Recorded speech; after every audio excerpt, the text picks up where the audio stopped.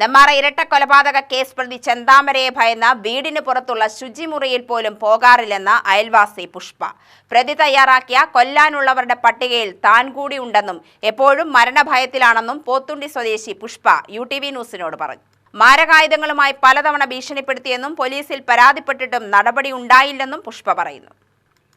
എന്നെ വന്നില്ല, ഞങ്ങൾക്ക് ഇവിടെ എന്താ പറയുക, കൊല്ലാൻ വേണ്ടി വരുമ്പോഴേക്കും ഞാൻ പോയല്ലോ, ഒരു 9:30 ആകുമ്പോഴേക്കും പോയി. അത് കഴിഞ്ഞപ്പോൾ അതാ അവിടെ കൊല നടത്തിയിരിക്കുന്നുണ്ട്.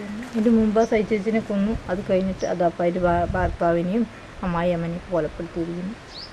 ഇപ്പം അയാളെ പിടിച്ചിട്ട് പോയിട്ടുണ്ട്. ഇപ്പം അപ്പം വിടുവോ എന്ന് വിടുവോ, വിട്ടപ്പോൾ ഇനിയും വന്ന് കൊല നടത്തിയിട്ട് പോകും. നിങ്ങളെ മേലെ അത്രയും ഭീഷണിപ്പെടുത്തിയിട്ടുണ്ട്?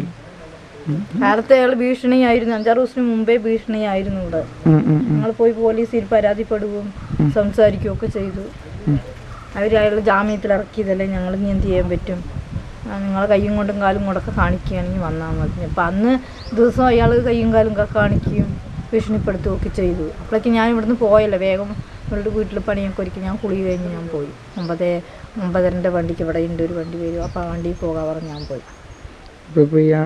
അത് ഞാൻ പോയി എൻ്റെ ബാക്കി ഞാൻ പോയി കഴിഞ്ഞ ശേഷം ആ ചേച്ചിനെ കൊന്ന അതേ സമയത്ത് തന്നെയാണ് ഇവരിനെയും കൊന്നിരിക്കുന്നത്. 10 മണിക്ക് ആ ചേച്ചിനെയും അതേപോലെയായിരുന്നു. 9:30, 9:45, 10 മണിൻ്റെ ഉള്ളിൽ അതിനെയും കൊന്നിട്ടുണ്ടായിരുന്നു. അതേപോലെ അതേ സമയത്ത് തന്നെ ഇവരിനെയും 2 കൊന്നു. അയാളെ തുറന്ന് വിടരുത് ഒരിക്കലും. എന്താ പറയുക, മരണശിക്ഷ വിധിക്കണം എന്നാണ് ഞങ്ങളുടെയൊക്കെ ആഗ്രഹം.